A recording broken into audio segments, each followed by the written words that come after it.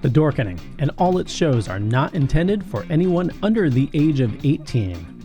The following may contain discussion and or scenes that have adult content, graphic violence, nudity, strong sexual content, and or graphic language. The show is intended only for mature audiences. Viewer discretion is strongly advised.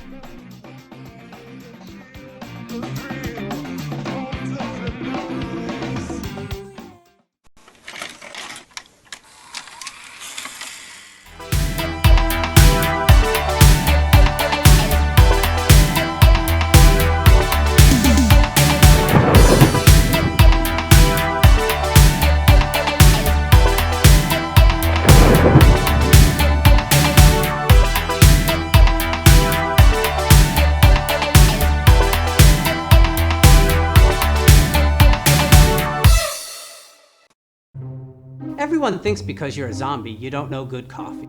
Well, they're wrong. We have very active lifestyles. It's not all wandering the countryside aimlessly or scaring passing motorists. And we all love a good cup of joe. And there's only one brew that gets my seal of approval. Deadly Grounds coffee is my guilty pleasure. Bold, robust, delicious. It's coffee that can wake the dead. With over a dozen different roasts and flavors, Deadly Grounds can satisfy the most finicky of coffee addicts. The aroma is so intoxicating. It brings all of my neighbors out of the woodwork. Deadly Grounds coffee. Coffee to die for and zombie approved. It's good to get a little deadly.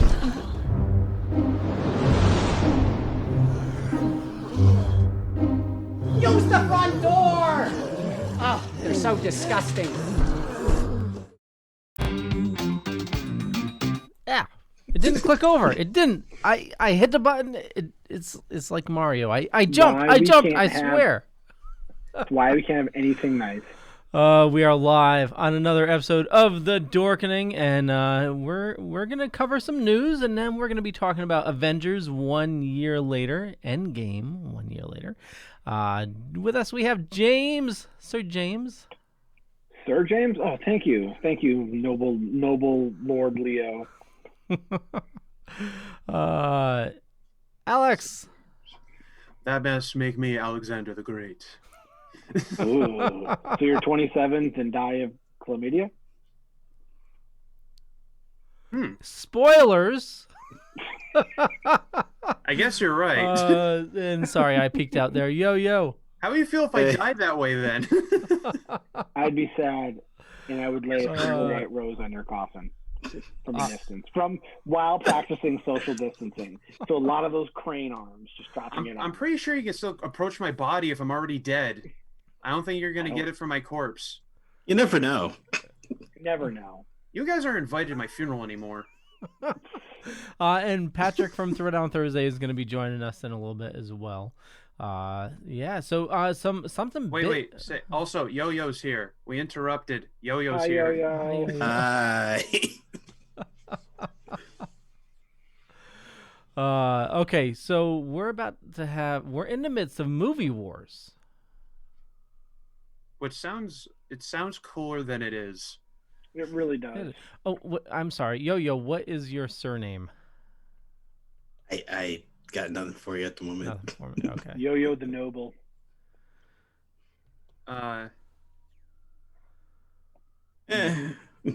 We'll work on it. Okay. Okay, so not bad. AMC is totally pissed off at Universal for Lord Usarian. Ooh. Yeah, there we go. So AMC is totally pissed off at Universal. Do I have that right? Yep. And another company joined in as well. Which one was it? That's it. Regal was standing by Universal saying we're not going to disrupt the theater windows. Okay, so it was Regal defending Universal. Yeah. Okay. And It's gonna be like an episode of Maury. You are not the Regal movie theater. It's not that far off, really. No, I mean, like I said, I see it from both sides. But my issue right now is when AMC is crying so much foul and like, oh, we have no money, we're going to declare bankruptcy, we have no equality, and then you piss off one of the largest producers of films in Bollywood. Like, dude, you can't have it both ways. You can't cry poor and then be like, we're not going to show some of the largest movies out there. I mean, before we get too far into it, we should probably actually explain to everybody what's going on, just in case they don't know. Yes. Okay. Sorry. Yo, go ahead. Tell us what's going on. No, you. No. You start, man. You go. I'll explain. So there was a long time ago. There was a movie theater called AMC, and they would show movies. Sometimes it'd be through Universal, and then there was a little movie called Trolls World Tour, and I guess AMC got super trolled because they started releasing it on VOD and everything else, straight to video kind of deals where you can pay $20 and watch it with your family and stuff. And mostly it was probably because of the merchandising that they do out of Trolls, because that's definitely a movie where merchandise is one of the biggest things about it. So they need to get it out as soon as they could. So they released it at the dismay of movie theaters that, really need it to sustain. But in these hard times during quarantine, it's understandable for a business reason, but it's also sympathetic for other reasons. So also Universal said we're going to release on VOD and in the theaters on the same day. And they did, but then it didn't get much theatrical because that was like right beginning of people stopping going to the theater and then stay at home orders. So to catch up, obviously now, as you probably picked up context clues, now AMC is not doing anything with Universal anymore. So that they just shot themselves in the foot. And also, just heads up, as according to Uprocks, as per Deadline Cineworld, which owns Regal Entertainment, Regal has joined its competitor in the Universal ban. I did not know that. I thought they said that they were on board with the Universal. Yeah, no, it's Regal joining AMC to ban Universal movies. So my question is, with that, Scooby, the new Scooby-Doo movie, is doing the same exact thing in May. So does that mean these theaters are then going to ban Warner Brothers movies?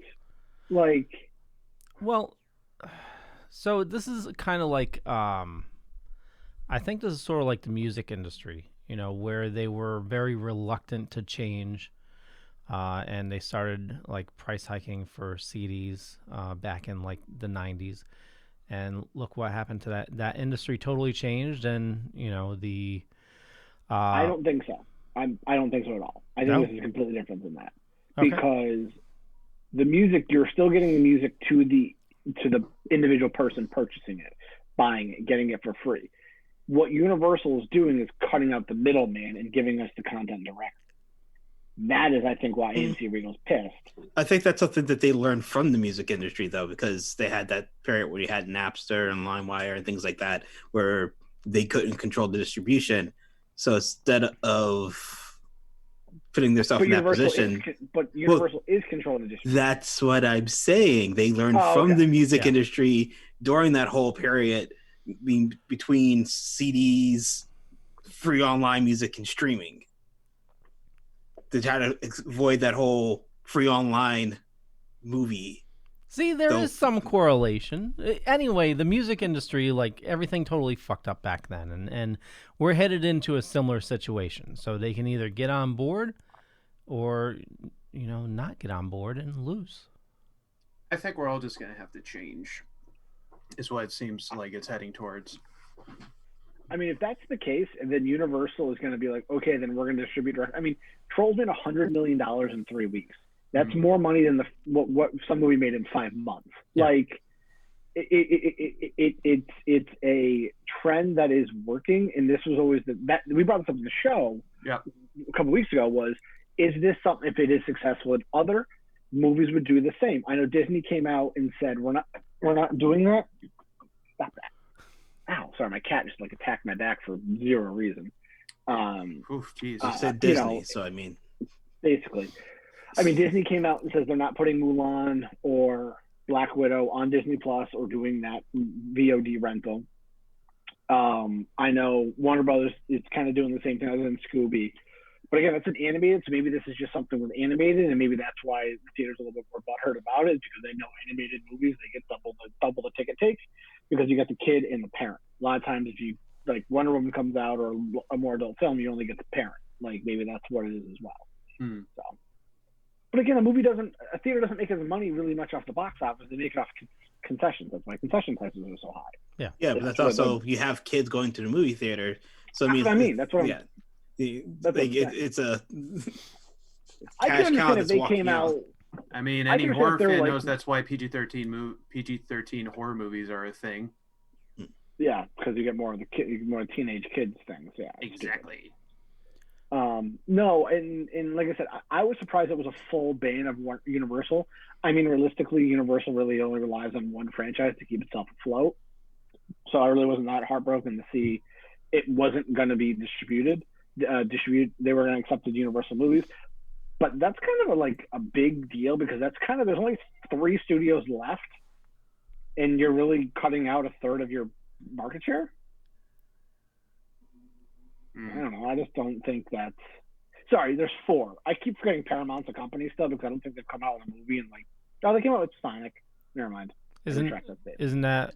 You mean the one that's going to win the Oscars this year? Sorry to cut you off, Leo. No, it's okay. I'm used to it. No, I don't feel bad. Paramount. Who's doing Top Gun?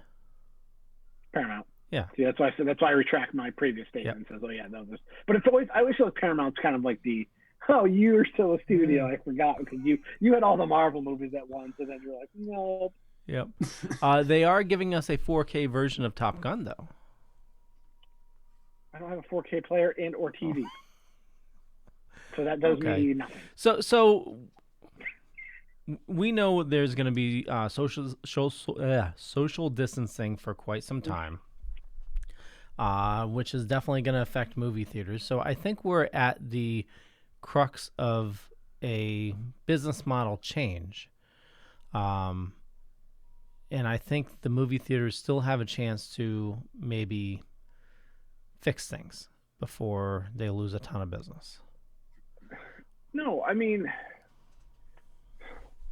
I don't think movie theaters have to do anything differently. I think they do. I still go to the theaters to see the big blockbusters. That's what I go see. Okay, go see them. Hold on. If Black Widow releases this summer... No, I'm not seeing that. I stand by my thing. That movie is 6 years too late. 7 years too late. I'm sorry. Okay, so I've already ruined the movie for myself because I pulled a Leo and read stuff online. Jeez. Now we got 2 of them. You like that pumpkin spice, James?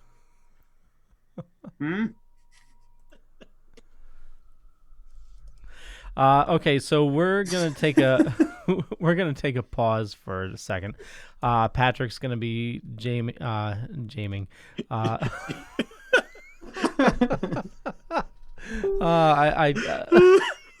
Can I just say before we hit commercial break is that because of the social distancing and the movie theaters and all that, I kind of do hope, because people have to keep distance, and also the theatrical, experience of going out to see movies. Drive-ins? Yes, that's what I was trying to get to. Drive-ins. Oh, we'll come back to that. Yes. We'll come back to that. Thank you for the great big marketees. Yeah, Alex knew where I was going. I read it on Reddit. Sorry for the spoilers. Actually, we'll come back to it. Okay, so right now let's drink. Okay, so we're bringing Patrick in, and the cameras are going to be mixed up. So Patrick, it has to be round cow. Fucking Patrick. Oh, hi, Patrick. Oh, hello. Hey. When's that smelly stew? Oh, hey. So I'm going to try to see if I can fix everything in 57 seconds. As you know, now is the time we need to support local businesses more than ever. So if you're a comic collector, like Sergio says he loves Teenage Mutant Ninja Turtles, if you love the comics, call your local comic shop, see if they deliver or do curbside pickup or whatnot. I just had a nice delivery last week. And but also more importantly, if you like coffee, check out Deadly Grounds Coffee, local roaster here in Connecticut, the best coffee you'll ever have. But here's a zombie talking about coffee. Everyone thinks because you're a zombie, you don't know good coffee. Well, they're wrong. We have very active lifestyles. It's not all wandering the countryside aimlessly or scaring passing motorists. And we all love a good cup of joe. And there's only one brew that gets my seal of approval. Deadly Grounds Coffee is my guilty pleasure. Bold, robust, delicious. It's coffee that can wake the dead. With over a dozen different roasts and flavors, Deadly Grounds can satisfy the most finicky of coffee addicts. The aroma is so intoxicating. It brings all of my neighbors out of the woodwork. Deadly Grounds Coffee. Coffee to die for and zombie approved. It's good to get a little deadly.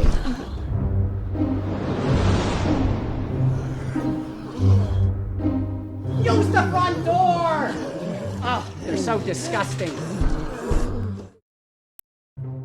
Everyone thinks because you're a zombie, you don't know good coffee.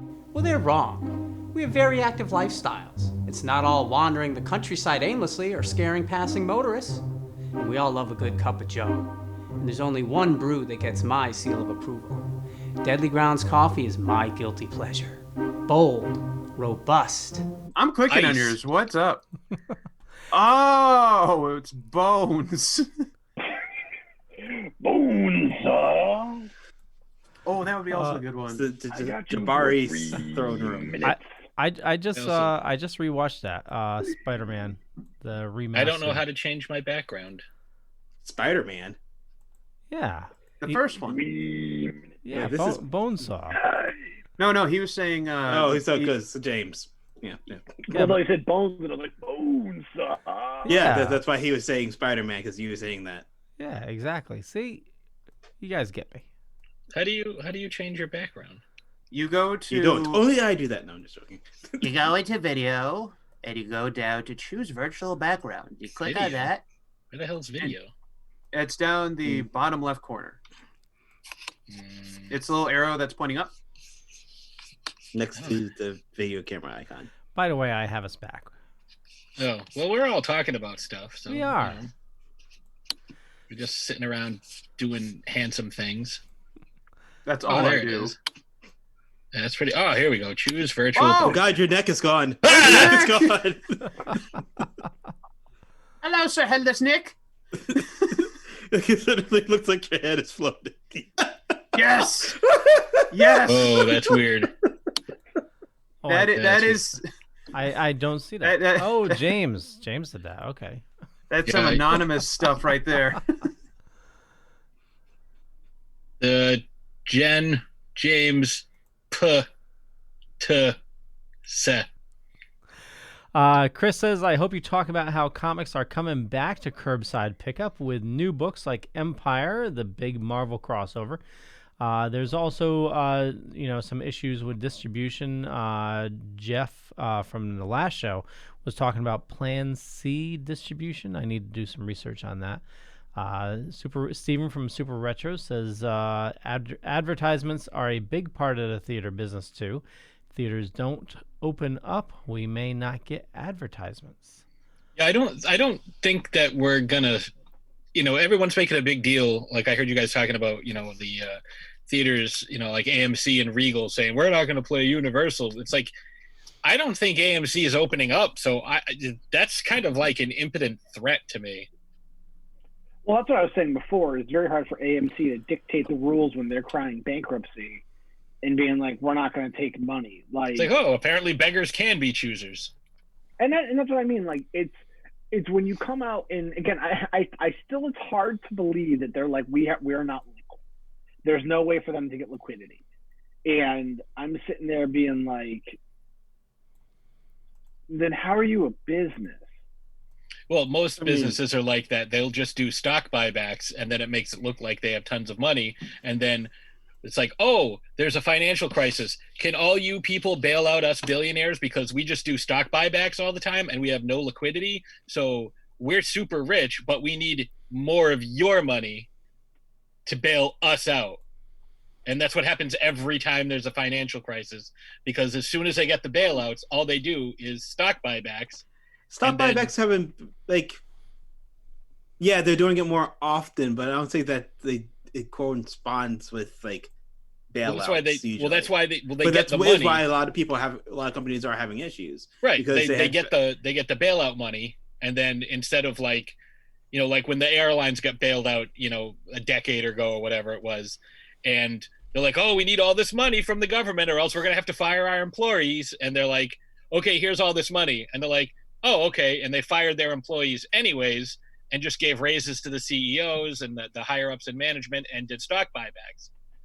That's why every time we face any type of economic crisis, it's like, oh, well, we have to bail out this industry and that industry and this industry and this company and that company. Sorry, we can't, here's $1,200, but the Lakers that are worth $4 billion got $5 million. Yeah, they get $5 million.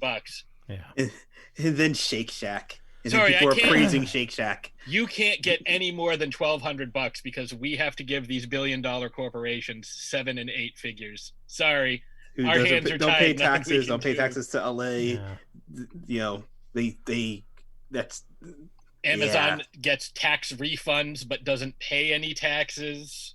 Like, I pay more in taxes getting a coffee from Dunkin' than Amazon pays. And their relief fund for their workers is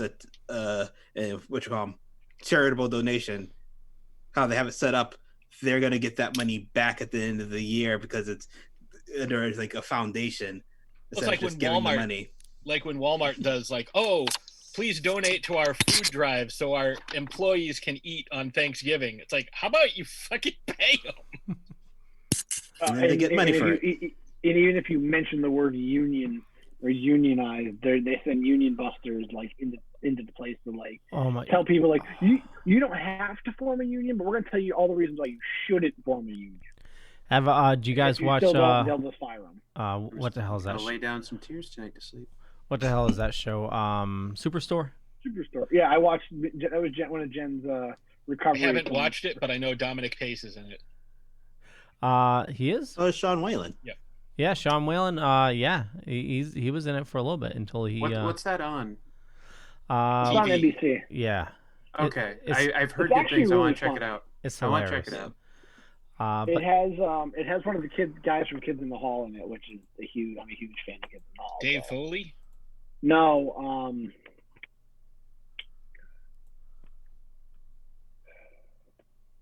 it's not Norm. It's not Brad. It's not Kevin. It's like if I showed you a picture of him, you'd be like, "Oh, him." Speaking of Sean Whalen. Sean Whalen contributed to our 200th episode last week. Awesome.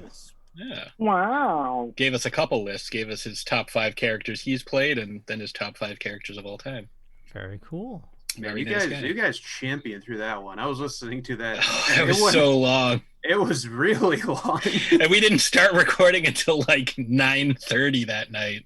I know. I heard her just like getting jazzed up, and I know she was trying to commit doing like the whole sing a song every time you spun the wheel for another one. It's like, you don't have to do that for each one. My God. I told her, I'm like, there's like 50 pieces of feedback, like, and the wheel kept like deleting names out.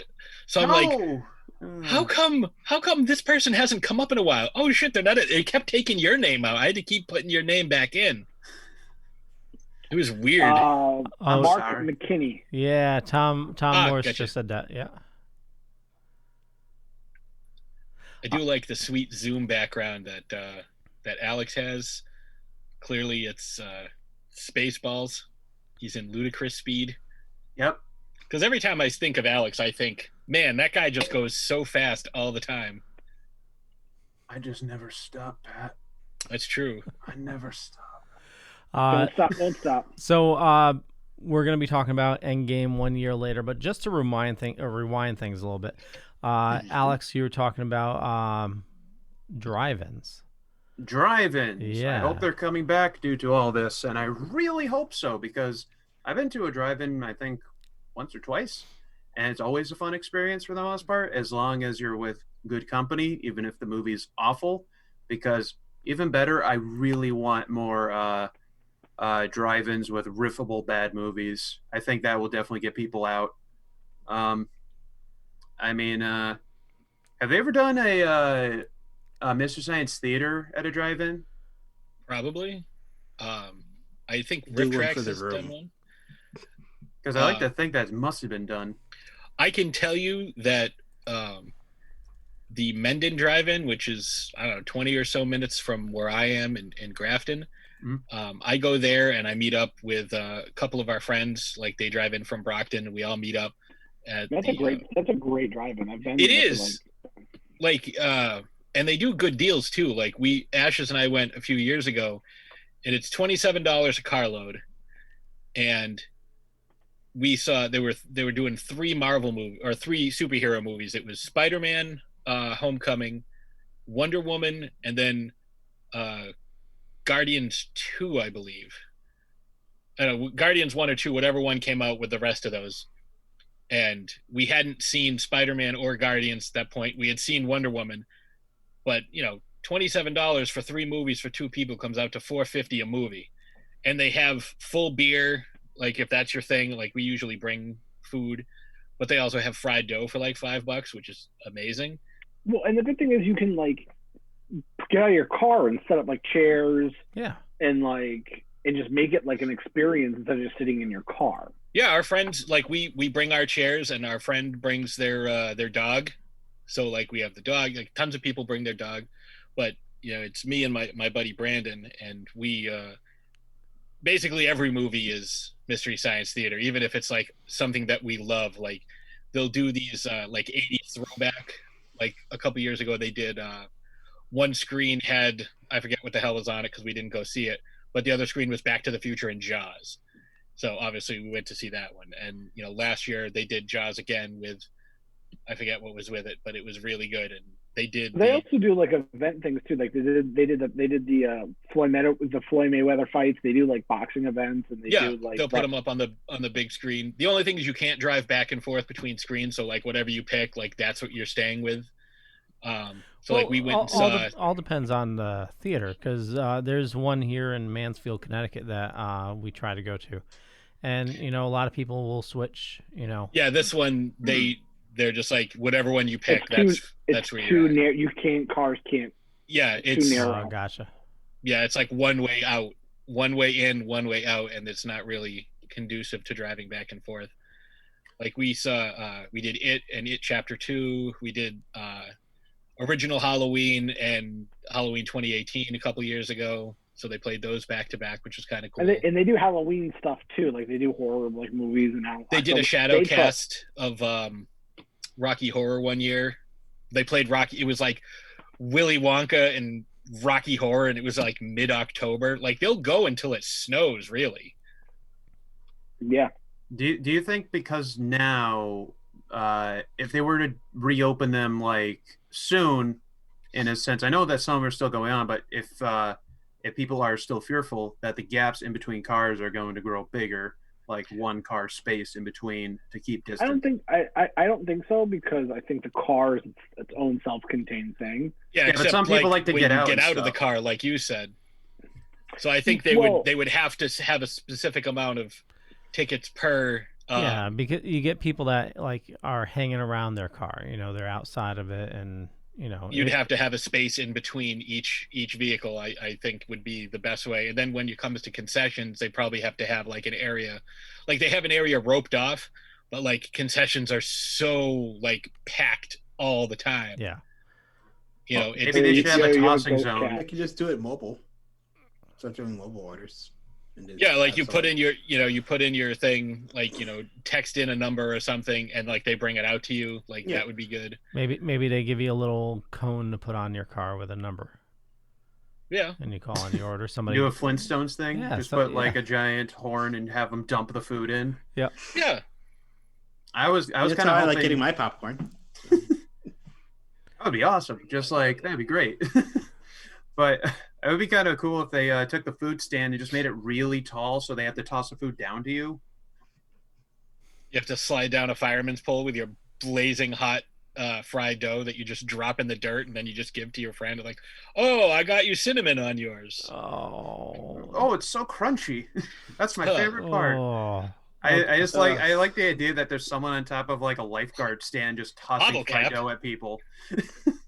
Yeah, I mean, you make them round, you toss them like a frisbee. But like I tell you, I go in and I get the fried dough. And there's nothing like when you're waiting in line and they put out a whole bunch of fresh ones, and you can still see like the oil, like just sitting in the little crevices, and you're just like, and I'm such a fat kid. I'm gonna just pour so much powdered sugar all over this. You're And I making do. James sick. Too much grease.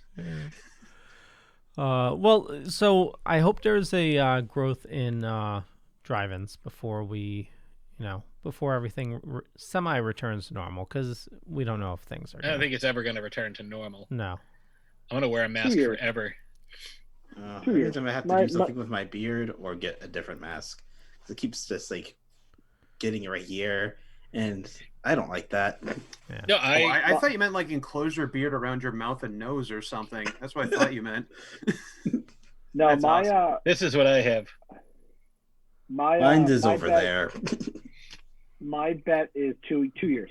If they find a vaccine. If they don't find a vaccine, this could be just a yearly. Well, apparently there's something, I forget what Reverend or something. I don't know. I forget the exact name of it. Yeah, I saw that today. It's not a cure or anything, but if you have it bad, it's Potential. yes, it's shown in testing that it has a chance to improve the patient. Yeah, Oh. it's way better than injecting yourself with bleach. Yeah. Well, so I wasn't tip. supposed to do that. Wait, did you cancel it out with orange Yeah. juice and ultraviolet light? I swallowed ultraviolet light. That works, right? Yes. Okay. Yes. I like this dork's fact corner. okay, let's veer back to conversation before because Aliens are coming by NASA. they are. They sent a virus to weaken our species, and now the photos are released that they're coming to take us Holy over crap, even easier now. That alien video, did you see it, the new one they released? Yeah, didn't the dude from Blink 182 release those photos years ago, and no one thought it Yes. was real, and now people are like, "Oh my god, it's real now because it's." But official. nobody gives a shit because there's so much that's going on. It's like that's not even news right now. Like, Dude, they're not too long ago in like in late last year, there was a signal out in space that we received back. mhm. No one talked about it. Still, I no did. one really talks about it. I still want to talk about it. It's like the boy called back. What do I do? What do I say? You know, Yeah. come on, people. Yeah. Or It was or reminiscent of the WoW signal. yeah. Exactly. Come on. Or that cigar-shaped rock that passed by. Yep, I know what you're talking about. Yeah. The one that they kept seeing around Phobos. It like passed through our. It was like it passed through our solar system. It was. Yeah. Yeah. And they think. Well, it like was that one too, and they also the Earth has a second moon for a couple months. What? Mm-hmm. Yeah, a small like asteroid got caught in our orbit, our gravity, and spinning around us, then they'll get shot back out into space. Oh wow. Yeah. Very It's like a proto moon. It's like super small, but there's a well bigger than that. You know, Oh, I yeah. think it's. The size of a puppy. it was this big. I was wondering. Space is cool.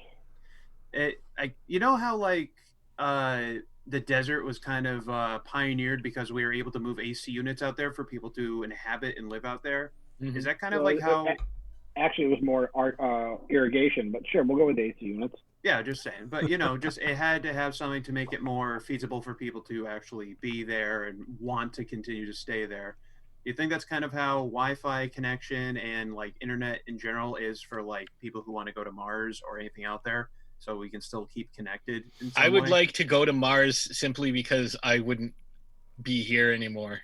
But you'd still want I internet don't want to be on connection, this right? planet anymore. You could Skype like this, except you probably have a little delay at first. Little delay. Little delay. 453 million miles. I think what is it, a 15-minute delay or something like that? It's at least that. It Yeah. depends on the Ooh. apogee of Earth. It depends on what else is in the way. Yeah. Like you could theoretically have like, an asteroid belt and a moon in the way, or three moons really, Phobos, Deimos, and our moon. You could have 3 moons in the way. Like if your Earth is facing one way and Mars is facing the opposite way. Like I think your best bet would be like on a pole or close to All a right, pole. so here we go. Ready? Mars is so far away, in fact, that it takes radio signals quite a long time to get back from the spacecraft to Earth. During Curiosity's entry EDL, this delay would be 13 minutes and 48 seconds, about midway between the maximum delay of around 4 minutes, or minimum of 4 minutes, the maximum one about 24 minutes. So that's a huge wave. Nope, of I've got like, 22 minutes of oxygen left. What do I do? all communication to Earth and Mars go through satellites. Because of the distance, there's so much delay. Other than radio waves, all other sort of communication takes 3 minutes and 22 minutes for information to go at the speed of light. That's how far Mars is from the Earth. Yeah, It takes 3 minutes. about 450 million miles. So Well, I'm sorry, you 4.5, because Jupiter's 350. How far away is the garden? Which garden? Like TD Garden? Thanos' That's in garden. Boston. Oh, Thanos' garden. That's in another galaxy. They had to do a hyper jump to get there. Okay. These are the facts, people. And that is the Dorkening Fact Corner. Yay. Don't drink bleach. No. Space is big. Thank you for coming to my TED Talk. Okay, so Hashtag space is big. Make a trend. I know we want to talk about Avengers, but That's what she said. What, that we want to talk about Avengers? No, that space is big. Oh, okay. Or Thanos' garden, because that sounds alluring. Does he trim his garden? I'm gonna put all my jewels in your glove. That sounds like something Hank Pym would say. Fuck. oh, So Leo, what were you getting at? so it's 1 year since Endgame. It is. Yes, and only one movie's come out since. Yeah. Oh, happy days! And it's a little over a year from, what I consider one of the most ambitious crossovers. I did a 2-part series called Avengers Endgame, where we had like 12 people on the podcast, and a lot of them are now on the Dorkening network. We had Parasite Steve from Retro Redoctopus. We had Ian from the AmalgaCast and AmalgaFiles, along with Taryn and Santino, also of the Amalgamania network. So Patrick, you're just telling me that Leo just stole everybody. Kind of. Like, I was more like, I presented them to him, and he judged them on the basis Leo, of their. Look at these wonderful sacrifices. Look what I have brought for you from the far east: spices and silk and podcasters. The finest podcast around. Just keep in theme. I thought you were gonna go for like that you're Tony Stark, and Leo is a bit more of a Nick Fury to capture everybody. I'd like to talk to you about the Dorkening Initiative. Okay, so did anybody else rewatch Endgame this week? I did. Yeah. And I want to talk about what I think is. I would like to go around the table, so to speak, with this, for what everybody thinks was the best, like, most emotional moment. And rewatching it today, I changed my mind. I changed my mind as to what I thought was the most emotional moment. And it was when Thor gets his hammer back, the look on his face and the sound of his voice when he's like, I'm still worthy. Yeah. Because after everything he's done, all the self-doubt and the pain and anguish he has dealt with, and the way he has physically let himself go, and how he has kind of pulled within himself to still, he's like, I'm still worthy. Like, I'm still, like, that to me is the moment of the film. That is definitely one of the moments. I have to admit that, I know a lot of us are under a lot of pressure and we have a lot of emotions going on. So I don't know if it was all that, but watching it, there was a couple times throughout the movie where I was in friggin' tears. I mean, it was just, it's, it was definitely a feel good movie, and it's just, cathartic is the word I would use. Yeah. Also, by the way, if anyone's listening, spoilers. If you still somehow haven't seen Endgame, please, there's spoilers we're going to be What's an Avenger? The one with Emma Peel? Get your bowler hat, everybody. It's Ray Fiennes. Sean Connery dressed as a teddy bear. But I agree with you. That was a super powerful scene. That one, and obviously when Cap's almost defeated, and he hears "On Your Left." On Your Left is.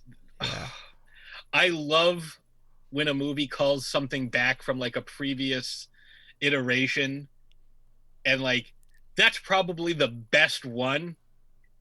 It's like a throwaway nothing line at the time, and then for that to come back around, and like that's what, because Sam the whole time was just like, man, I gotta say something like, here's Sam. No, that's not gonna work. How about it's summertime? No, that's stupid too. Like, well, and then they have the conversation with Doctor Strange. Now you need to have the portal appear on his left. Like, it's vitally important. Actually, at that point, I don't think it would matter, because Cap's like, he's all like, he doesn't know. He's like, on your left. They're like, which left? No, turn around. I was on your left before. Don't turn around and look. Now I'm on your right. You ruined it. That's it. I'm out. I think the movie is like a perfect in-joke for anyone who watches it. It's a good payoff for everyone. And if you have been keeping... because there's so many in-jokes in it, and I think it really pays off if you actually followed along all the way from the beginning. And I'm kind of unsure, because I don't know too many people who are not as familiar with the movies that just watched the movie and enjoyed it just the way it was. I think people have, but, it's almost kind of hard at this point. Well, Infinity War was the same way. Like, the whole when Thor comes to Wakanda scene where he's like looking at Cap and he's like, oh, I see you copied my beard. Oh, I see you got a haircut. This is my friend, Tree. I am Groot. I am Steve Rogers. Like that whole exchange. It's like, that's one of the things that like I kind of like about these movies, is that they do have levity in some of these moments. But, to kind of go to what I was saying about Thor, like he has this whole huge cathartic moment, and then he is begging to put on the Infinity Gauntlet because he has to. Like, he knows he's worthy, but now he's got to make up for the mistake that he made, because he blames himself for everything that happened. And he's like, what do you think is flowing through my veins? And Rhodey's like, cheese whiz. But it's like, cut that joke out of that scene. Like, and it's a much better scene. Like, if you don't have that, you know what I mean? Like, that's not necessary. Like, they cut so much else out. It's like a mutated Joss Whedon DNA that was left over, where it's like, we understand what the point is, but it's kind of muddied now, because the whole rule of Joss Whedon is like, be serious as you want, but for love of God, add a joke. But sometimes when that gets mixed and translated from other people later on, it gets mutated and comes off at wrong times. Like, I liked it. Like, I like the whole exchange I just talked about in Infinity War, but that specific scene, like, to undercut that with a joke, because you see how broken Thor is and how he has been through that entire movie. Like, he is taking this harder than anyone else because he feels 100% responsible. Like, one of his people made the gauntlet. You know, he had the Tesseract. He had the ether. Like, they had that in their possession. And he failed to kill Thanos when he had the chance. Like, he took his shot and he missed. And he had to look in Thanos' face as Thanos snapped his fingers, like, right in front of him. And he took that harder than anyone else. And for that moment, you know, after we see this great redemption of him getting his hammer back, like, I'm still worthy, I'm still a good person, I still deserve my power. For that to be cut with, like, oh, your cheese whiz is running, like, you're making a fat joke, like, that to me I didn't like. So for the ones that did not watch it, James, Alex, Yo-Yo, have you rewatched it since last summer, and has your opinion changed at all on it? I have not watched it in its entirety since I saw it in the theaters. I own a Blu-ray copy, and it's on Disney Plus. I actually, for the show, I watched the opening, the first 25 minutes of it. To go along with what Patrick was saying, for me, the two moments that stick out to me is still the funeral scene. Just due to the fact that the way it was shot and the way it was presented was awesome. It wasn't over the top. It wasn't this spectacle. It was simple. You know, it was, you know, I compare it to, after the fact, is I kind of get the same emotion from the Clark Kent Superman funeral in DVS to that. Like, you had the Superman funeral, that's fantastic. That was in Metropolis with all the heroes and all that stuff. But the Clark Kent on the Kent farm in Smallville meant more. And then that's what I kind of compare it to. I mean, I remember in the theaters just bawling. I remember I was like, 'cause at the point I was on, you know, you get that unbelievably high of that third act. You get that line, and then you're emotionally just crushed by the end of that.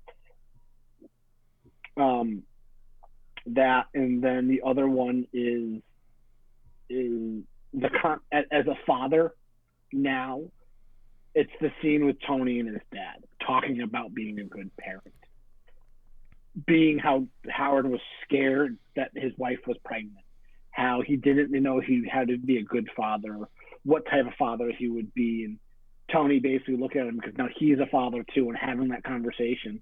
And me being a father, I looked at that being like, that's an awesome conversation, because it's the same thing. I think Tony had those, must have had those same fears after he came back.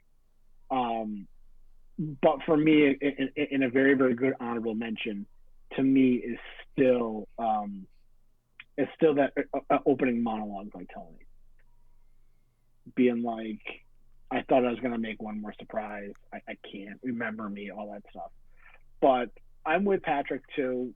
Some of the humor that kind of cuts the movie a little bit, like, for me, the one that sticks out is when they go back to the Battle of New York and Hulk's like, I'm like, dude, like, that's not necessary. Like, I had a problem with Smart Hulk the more I kind of watched his interactions.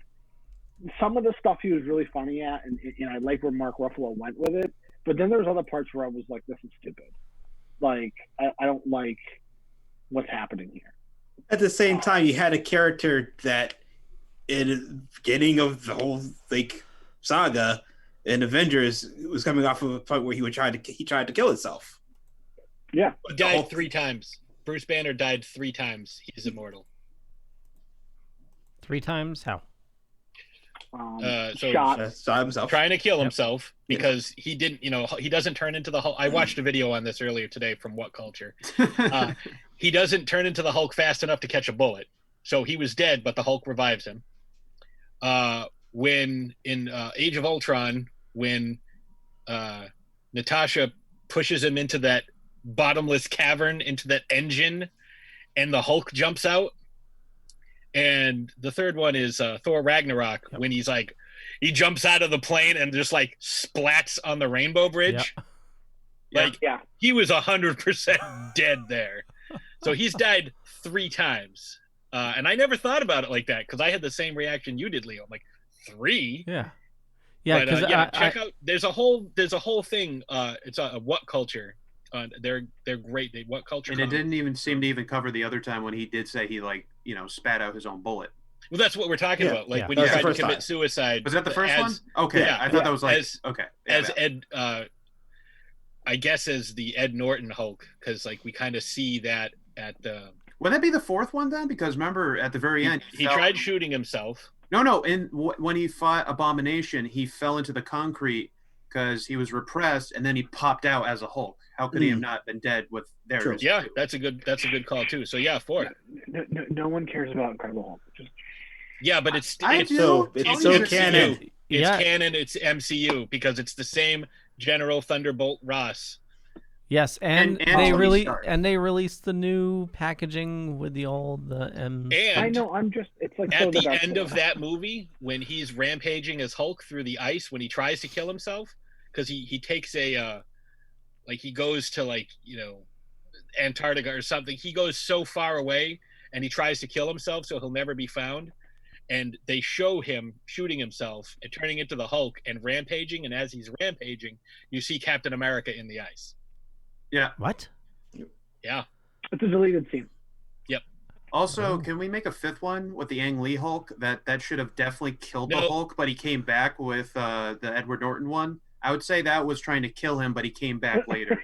I would count that as a 5th. Ang Lee, I don't count that whatsoever. I count it canonically in the death toll of trying to kill Bruce Banner. That's what I would say in the rank. In the chat, Ashes says nothing beats Peggy Carter's happy ending. Turned me into Niagara Falls.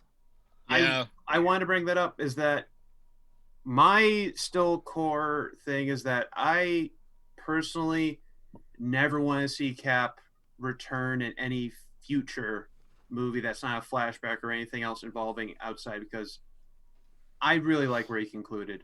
Mm-hmm. I felt that so well deserved because I love Cap. I love all he went through.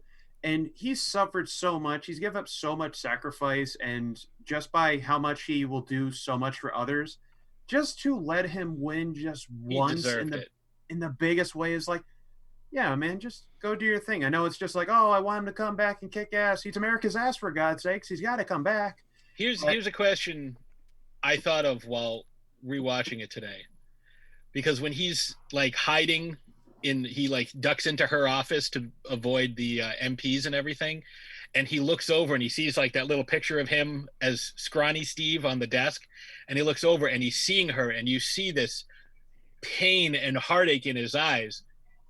Had he not ducked into that room and had he not seen her and realized, holy shit, this is a possibility, do you think he would have done what he did? What do you think he would have did what he did? Whatever. Do you think he would have followed the path that he followed at the end of the film had he not seen her and not kind of had that rekindled and realized, holy shit, I can make this sacrifice, but I can also go back and be with her again? No, he probably wouldn't. I think he's too strong in his convictions of like, if he didn't have that one last taste of what he could possibly strive to do, I don't think he would have gone for it. I think he would be a bit too proud because it's like, I mean, he's waited so long, you know, like what's to say that he wouldn't just be like, oh yeah, I've dealt with it this long. Why would I worry? I mean, I've seen her go through dementia, for God's sake, you know, and who's to say that, you know, he wouldn't have just been like, I'm okay to suffer more because that's all I do, and I'm just doing it for the greater good. Mm-hmm. That's why he's worthy. I agree with you. I don't think he would have gone back. I think he would have just. How about you, But Yo-Yo? What are your thoughts after a year? Well, I already pointed out the whole Hulk, like, coming full circle, and the line is like, I was made for this, because you have a character who, again, in the beginning of the series, was trying to kill himself because he didn't see the point of being alive and didn't see himself as having a purpose of being alive, just had this thing inside of him that was causing him nothing but grief, and finally just accepting it. That's what he did in Endgame. Accepted it, like, being the Hulk, to the point where they were one and the same, like, literally, during the movie. And the fact that he saw that, hey, I can absorb this radiation. Maybe it's a good thing that I am still here. So him coming full circle there. I agree. Yeah, that's a good call. My thing in this hasn't changed in my mind in kind of the sporadic rewatching of the movie. I still believe that the strongest and in my opinion, the strongest part of that movie is still the first half an hour. I think it's where you get the most story built. I know the third act is just, it's that awesome that, and like nothing's going to take away that third act. Nothing will. It's going to be one of those moments in film that are just epic. But for me, and I've said it before, is that the 23 days after the snap, the whole Tony in space coming back, the confrontation with Cap is still like one of the best parts of that movie. To a point in which, rewatching it this evening, I caught a line I didn't hear before, where he looks at Tony, when Tony looks at Steve as being like liar and a traitor to his face, basically stating that even after all that has happened, he still holds resentment against Captain for what happened with the Winter Soldier, even though he lost his friends and lost his other former Avengers. He still is bitter and angry at Steve Rogers for what he did in Civil War. And that interaction is so awesome. And that whole thing being like, I wanted to do this, and you told us we'd lose together. We lost everything, and because you guys wouldn't listen to me, wouldn't just go along with it. And well, he even brings up his vision that Scarlet Witch gave him. Yeah. So all that stuff, and then when he goes back and gives him a shield and being like, I don't have one for everybody. I always felt like that was one of the moments that I wish got more growth out of, because I'm like, I want more of this. I want more of them reconciling to a point, being like, well, their trip back too, like, was a little bit of that when they were leaving New York together. Yeah, and it was just one of those things, like, I just wish there was more of that. I wish there was more of the fallout of the snap, because like I said, you get the 23 days afterwards, then you jump to the 5-year mark, where you kind of pick up where Cap's the motivational speaker, and you see Scarlet, you see Black Widow just in tears and a mess because this is all she has left, and all this stuff. And so sour. And the one thing that I looked at Jen today and watching it, and I looked at it crossed my mind. And this is just in New York, and Jen grew up in New York City during 9/11. It took like 10 to 15 years for them to get a monument for the 9/11 victims. Where in 5 years they built a giant ass memorial by the Golden Gate Bridge? I guess they didn't snap those people out of existence. Like, I sat there, and I noticed it again and being like, this doesn't make sense. It feels like this is just in there to move the story forward. Also, it's Avengers tech future world in that world. So there could have been like some form of like Tony bots that were able to assemble that kind of shit in a quick way. Or they were learning from the fact that it took 10 years for this to happen, like, and this is on a global scale as opposed to, one city. This is everyone everywhere. So maybe, each city decided, like San Francisco decided that that's what they were going to do. It was just they one of did those weird everything things in that popped California. in my head. Yeah, That, like, yeah. history Yeah. being history, Yeah. being like, I don't, like, and, like, just certain things like that, I kind of was just, like, looking at the scene being like, I mean, I don't know. You know what I want to see? I want to see everybody comes back, and there's some inconsistencies with it. Like,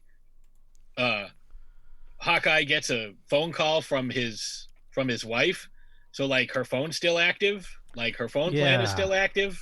That's weird. What about all the people that were, say, flying in planes at the time? Did they still appear up in the air? Like, all those inconsistencies. But what I really want to see, 100%, I am so curious about this.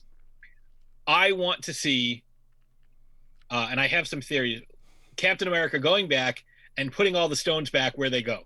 The one stone that I am really curious about, aside from the Soul Stone, because that's just a whole weird conversation he's going to have with Red Skull, is Ether. The ether. But I'll tell you how he gets the ether back: by showing that he is worthy to wield Mjolnir. He is able to wield the hammer, and he says, "See this? This says that, listen to me, trust me, believe me. I'm telling you the truth because I have goddamn Mjolnir. So I am able." Well, also he has to leave it there too. That's the thing. He has to bring it back to the point because, obviously Thor had his hammer after that point, but, like, he took the hammer from that spot. Like, can I say is that if they did bring Cap back, that's the movie I'd want to see. Yeah. Because we all know where it builds towards, but we all want to see, like, his journey of, like, coming to realization that he just wants this. And does... Well, in his conversation with Red Skull, I mean, there had to be something there too. I also want to know he reacts. We good? How he reacts to certain things in history. It's like, ugh, yeah. Peggy comes home. Oh my God, did you see JFK was shot? It's like, oh, I saw that skit. Oh yeah, that's today. Humor skit, yeah. Oh, I didn't. I'm just like coming. It's like, oh no, shit, that's today, wasn't it? Like, there's a really good skit. Whatever happened to your buddy, like, Bucky? Well, no, the skit is the party goes like, "Oh, honey, I got tickets to go to New York on September 11th. Do you want to go?" And it's just like, no, like, it's like those big moments in history. Yeah, like he's just shaking a newspaper, being like, "I know this." Should we invest in this or this other thing? I don't think it's going to take off, called Google. I don't know. What should we, like, put stock in? Like the end of Forrest Gump, like, Lieutenant Dan invested in a fruit company. Can I also say, running back to, like, the fatherly aspect of Tony Stark and everything leading up to the end of the film, kind of also coincides with his reaction when Peter returned. Oh yeah, yeah. Because the MCU has not been kind of shy saying that Tony Stark is basically the surrogate Uncle Ben for the MCU, because it kind of makes sense, and that's kind of, I think, why there's still I love the MCU Spider-Man movies because I feel like there's always a bit more Spider-Man each entry, it feels, because you kind of still have that. You see the Uncle Ben reference in Far From Home, and then they are essentially essentially Iron Man movies. Yeah, but the movies illustrate that he's not Iron Man Jr. or it's not Iron Man. It's more of just he can do it without his help. It's good they have the tech and toys. Wait. Not the second one. Wait, yeah. But he was kind of giving it to him, just whatever. But still, we might explore more of that with wherever the third movie's going to go, because now we're going to have a whole ordeal of basically struggling with identity. And MCU still has said that, like, Spider-Man's origin story is not over, so it's leading towards the Spider-Man we really know from probably the comics. But ultimately, side tangent is that I really hope Spider-Man retains a secret identity. I really hope, because I get that everyone else is transparent, but I like Spidey that has he has that struggle. The whole thing is about his family, and like that's why Civil War was so huge in the comics, where he's like, oh, I have to protect my family, and then he's like, hi, I'm Peter Parker, and like everyone immediately goes after his family. Like, real quick, Uncle Ben in Far From Home. Yeah, his suitcase. Oh, yeah. Okay. EFP. Because my headcanon Ben fucking Parker. My headcanon is still Tom Maguire is Uncle Ben in this universe, because they're just young enough for him to fit. See, I have to disagree with you when it comes to, because Iron Man drove the entire first Spider-Man movie. Like, oh, I'm mad at Tony Stark. I have all this crazy tech. Oh, here's some stuff for you. So like, and then he did end up winning without the Tony Stark tech, and he turned down the offer to do the Avengers. But Far From Home was 100% Iron Man 4 featuring Spider-Man. Yeah, it did seem like the idea of like giving him more stuff was just an idea for probably like, more merchandising. Tony drove every single bit of that plot. Like everything revolved around Tony Stark. Like, why was Mysterio doing what he was doing? Because he's mad at Tony. Who are the people working with Mysterio? All of Tony's former coworkers that he had wronged in some way, shape, or form. What does Peter have? He has all kinds of different Stark tech, and he uses some Stark tech to beat other Stark tech. Like everything, like Peter did nothing on his own except get his ass kicked. I will agree with that. I'm not going to disagree with that. But like, it was unfortunate to me. Like, oh, it's Spider-Man Far From Home. No, it's not. It's Iron Man 4. Spider-Man goes to Europe. I would say that, but I don't like the idea that everyone that keeps claiming that it's just Iron Man Jr. for Spider-Man. No, I don't see him as Iron Man Jr. I'm just saying. Yeah, but you get what I mean, where it's like, I do agree on those points, but a lot of people are just like, oh, he's just another Iron Man. It's like, well, the first movie proved he's not. But the second movie, it's kind of hard because he's the opposite. He's the opposite of Iron Man, because he was running around with like, goggles and like sweatpants, as opposed to Tony, and he's a poor kid.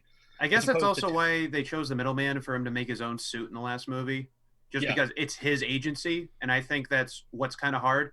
Stark Tech is a good way to just cut out the middleman for a lot of things, but also at least Peter is always fighting for his own agency. That's his coming of age story in all his movies.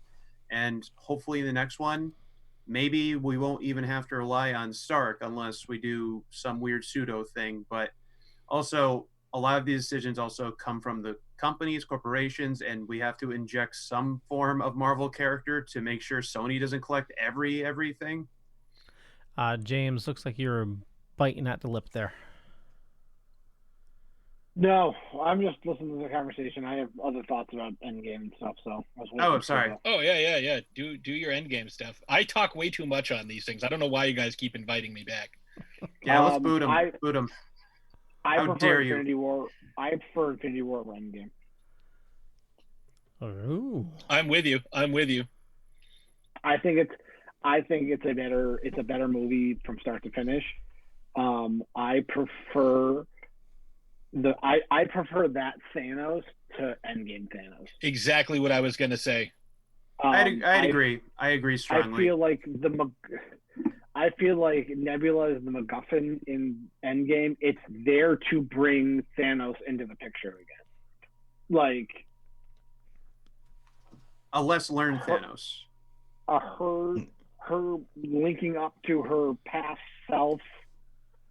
They're on the same Wi-Fi network. That's what it was. Yeah, I don't get like that. Literally, that sounds like it's such a MacGuffin that it's there. It's a plot point. Well, like here's something else that doesn't make any sense whatsoever.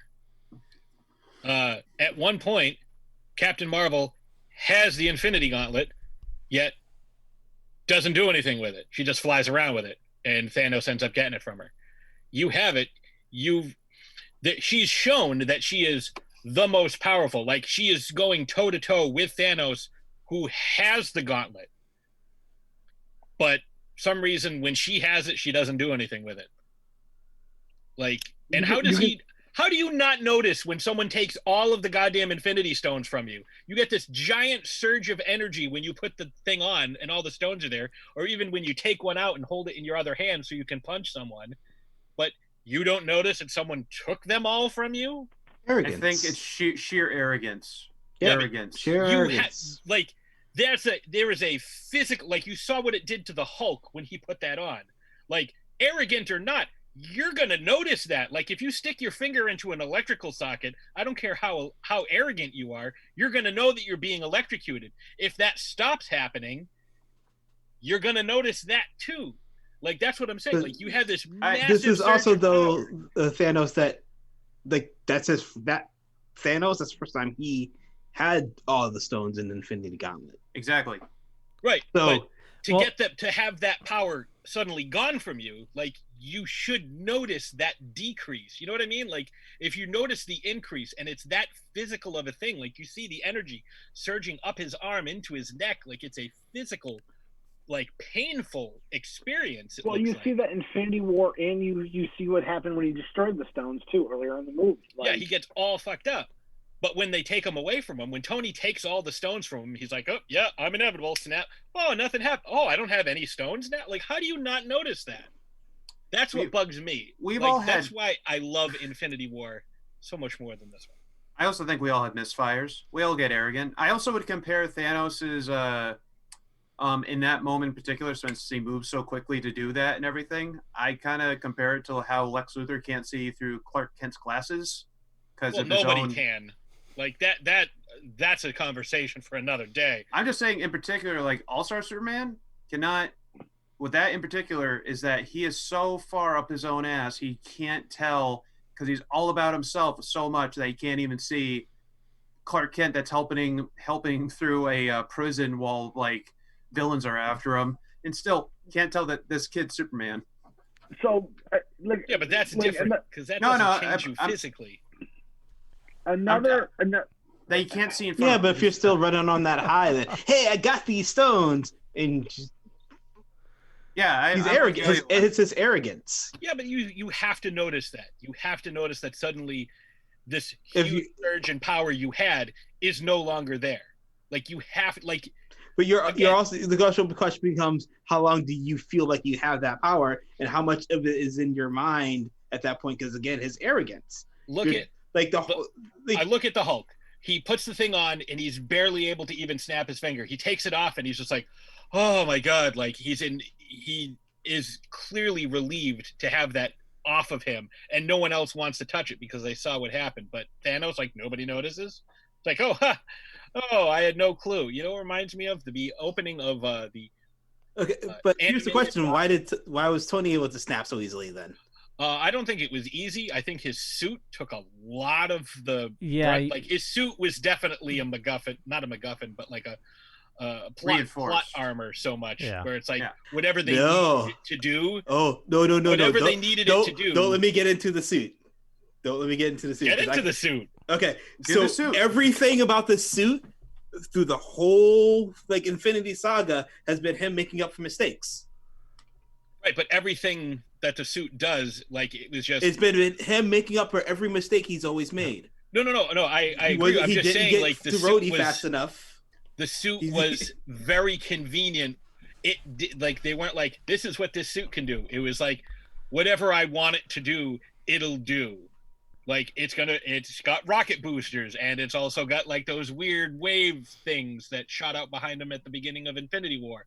It, does everything, like, I can heal my wounds, because I got stabbed in the chest, but I'll just spray myself with suit material. Like, it was all based on mistakes he made in all the other movies. No, I really do think Tony Stark set a contingency from Infinity War, and when he knew that he was going to go by this, it's definitely like Plan Z, and especially when that horrible scene he misread where Doctor Strange turned to him and just went like that, and just, clearly was like, just wait one more minute and we'll all be fine. Don't do anything crass. Don't do anything weird. Just one more minute. This is the time for Ant-Man go up Thanos' ass. Exactly. Just wait a minute. Let him run up, and he'll get up there, way up there, Morty, and he'll do it. James, I think you were trying to say something a little bit ago. Nah, I'm all set. You all set? Go ahead. Go. Nope. We want to hear. Come on, James. Now you need. No, I want to You can't know. tease us. It's totally okay if you completely disagree with us. No, I'm not disagreeing with anybody. So. Okay. I want to know. I want to know what. Like trying to read his face. No, I'm taking it to my grave. You'll never know that I think. No, so for the Tony Stark thing, they always go back as the arc reactor was. It could run your heart for 50 lifetimes or something for 15 minutes. So people always went back as the newer arc reactor was absorbing as much as the Infinity Gauntlet it could to keep him alive for that one act. That is one theory because it doesn't show go up his neck. It shows him going. It shows the thing going across his chest. It does go up his neck. But it's not as prominent as across his. No, it the suit's taking the brunt of it. Yeah. Exactly. So they're saying the arc reactor is absorbing as much energy as it can. Yes. And the other thing was my biggest thing about that final battle is where's the military? If a random spaceship just shows up right north of Manhattan and right above where they know the Avengers complex is, shouldn't there have been something there, either if it's like fighter jets or something like that? No, because they're probably dealing with the fact that half of the population that everyone thought was dead suddenly showed up about 30 seconds before that spaceship did. And they're probably scrambling around like, where the hell did all these people come from? What is going on? Like, that's probably what they're dealing with. Which commander should I listen to? Because this commander who just was snapped away is not back. Like, he was the general, then he disappeared into a cloud of dust. Now this guy's in like, what? Like, that's going to be something to deal with because the first sounds thing... like such a good thriller. It's just like, no, I'm in charge now. No, I'm not. I'm fucking your wife. What? What are you doing? Well, that's the other thing. People have moved on and like, you know, like Aunt May says, like, oh, well, I suddenly appeared back in my apartment and there was another family living there. Like, what do you do? Like, people have moved on, remarried, like all this crazy stuff has happened. Like, how do you deal with that? Did they come back in the exact same place they were? Like, I was in a plane. Oh, I'm going to fall 30,000 feet to my death. You know, or I was in a submarine. Oh no, I'm going to drown 2,000 feet underwater. Well, both the Russo brothers and the writers came out was if you hear me, says safely bring everybody back. So that's their workaround is that if they were in a plane, they were. I hope the Hulk thought of every single possible combination of events that could have happened. Plus, what happens if you snap somebody back like we see in Spider-Man? What happens if we snap somebody back and someone else is occupying that space? So now there's two people occupying the same space and they kind of get like morphed together like the Fly. I think you're putting unbelievably way too much thought into it. Yeah. No, I'm not. That's science. And this is for another show, but there was... Don't say it. If it's for another show, save it for the other show. I totally want to prepare. Well, you know, there's a rumor that, you know, when he asked Hulk about Nat and he tried to bring her back, and when Thanos snapped, he saw Gamora. He was in like that space for a couple seconds, like the after Soul Stone. Yeah. So Hulk most likely had a conversation with Natasha. Yeah, because there's a deleted scene with Tony and his like 16-year-old daughter that they filmed, but they never used. Yeah. Questions. What is your question? I'm not going to say there's a lot of them. Just like you wonder, like what else could have been? And I know the Russo brothers say that they do never plan to do an extended cut. That's sad because I wanted to see that, you know, what's his name, Iron Man and Doctor Strange swapping clothes, around fighting Ebony Maw. Well, you never know, you know that. Or even the scene at the beginning that James referenced with when Tony gets all pissed off at Steve and takes the thing off his chest and goes, "Here, you put on the suit." Like Captain America, Iron Man suit. That would be pretty cool. I wouldn't hate that. Like Tony just makes suits for everybody, Hulk suit and the Black Widow suit, and which would just like turn into a coffin with the nanotech. Okay. Now we're all widows. Well, on that note, I think we should call it. I know we run a little late. This was a good discussion. I thank you guys. We didn't argue nearly enough. No, but it was a good discussion. You rarely argue on the show unless it's me and Yo-Yo being devil's advocates for each other. Yeah, we haven't done that in a while. We should probably do that. We haven't gotten to a topic that we both take each other. You have a ghost cat. I'm just saying. I've been watching the whole day. Yeah. The cat shows up out of nowhere. She keeps coming in and coming out. Just apparating. Someone's snapping in and out of existence. Well, I want to thank you all for joining us this evening. As always, every single show is brought to you by Deadly Grounds Coffee, and now is the time that we need to support small businesses more than ever. Head on to the links down below or up above to support our awesome local businesses. Sarge's Comics in New London, Connecticut does shipping. Deadly Grounds Coffee, best coffee you'll ever have. And support indie artists like Alex. Yep, thank you. Give Alex money. Yeah. We got a list to his Patreon below. Yeah, go check it out. I've been updating some stuff on there, and I'm working on something big that will be up there as soon as I can. I promise. I'm working very hard and diligent. I'm working very hard. I have some stuff incoming. Awesome. It's a 1-to-1 scale model of the universe. Well, a little bit taller. Okay. We'll wait for it. Exactly 6 inches above. Yeah, just exactly. It's like our universe, but just a little bit taller. Nice. Greener. And added a new color. Oh. I was going to say something silly, but I can't think of it. Patrick, where can people find you? Oh, people can find me on throwdownthursdaypodcast.com. That's probably the easiest place. That's all our social media, our latest episodes, articles. We just did our 200th episode. Our 201st episode is dropping tomorrow. You can also find the latest episodes of Shark Bites, where I am talking with recently I've been talking with people about how they're getting along with the quarantine and stay-at-home orders.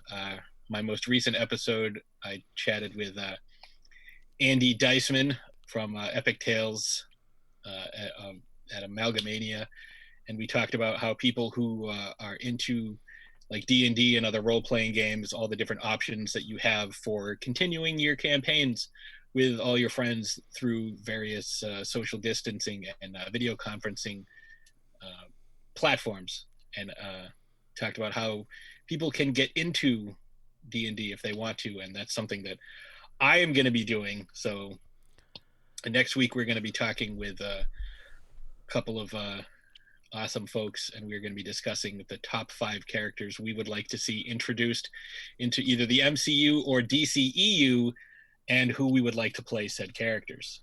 So, well, I know James wanted to get us into D&D. You said there's a way to do it virtually? There is. I actually have a set of virtual dice through a website that you can do all these things, and they do the physics really well. I can get you the details offline, because that's I even made a character on D&D Beyond whose name is Squalus Salacamorpha. It's basically means shark. So nice. I'm curious. Yo. Boy Mute Phone on Twitter, Instagram, Facebook, YouTube, places like that. Yo St. Laurent, same places. And here. Yeah, that's pretty much. Okay. Alex, I know we talked to you. Where do you like people following you? You can follow me at pure_Alex Hoy, and pure_Alex Hoy on Instagram. And I got a Patreon. Like I said before, is I have a bunch of stuff incoming, which I look forward to showing people.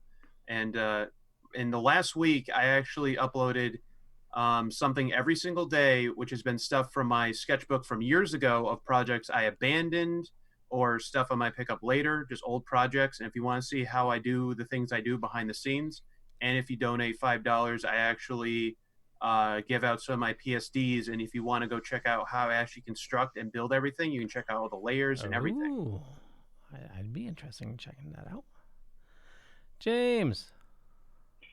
You can find me at Longtime Storm on the tweets and the Instagram, as well as here every Wednesday in the Dorkening podcast. But also you can find us at me and my wife Jen on the Jen and James podcast experience. We officially have merch. Yeah. Shirt. Woo! Jen has a mug, and we'll actually be giving away some free stickers on this week's show. So listen, that episode will be dropping Saturday morning. You can find that on Twitter and Instagram at Jen with the Gen James Podcast, as well as Facebook with the Jen and James Podcast Experience. So if you guys want some cool merch, go to T Public and just search for Jen and James Podcast. Very cool. And all that information you can find down below or up above, depending on where you're watching or listening to us. And also head on over to thedorkening.com for all the information on our shows on the network. And thank you all for listening or watching. We'll catch you guys later. Bye. Peace.